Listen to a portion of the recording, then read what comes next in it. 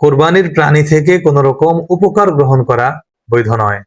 যদি কোনো ব্যক্তি কোরবানির প্রাণী থেকে দুগ্ধ দহন অথবা হাল চাষ করে থাকেন, তবে এর অর্থ আল্লাহর রাস্তায় সদাকা করে দিতে হবে।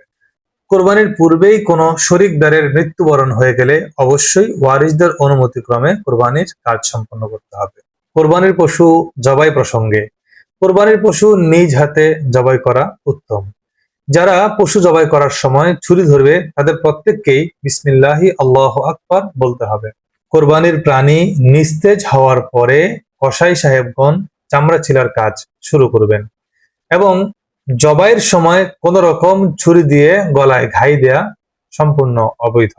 কোরবানি দাতা চর্বি বা গোস্ত এগুলো বিক্রি করতে পারবে না। কোরবানির চামড়া এবং রশি সহ যা কিছু রয়েছে সব কিছু বিক্রি করে তার অর্থ আল্লাহর রাস্তায় দান করতে হবে। তবে কেউ যদি চায় নিজে ব্যবহার করবে, চাইলে রশি ব্যবহার করতে পারবে, অথবা চামড়াও যদি দাবাগত করে ব্যবহার করতে চায় নিজে ব্যবহার করবার সুযোগ রয়েছে। এক পশুর সামনে আরেক পশুর জবাই করাটা অনুত্তম কাজ, তাই চেষ্টা করব একটি পশুর সামনে যেন আরেকটি পশুর জবাই না হয়।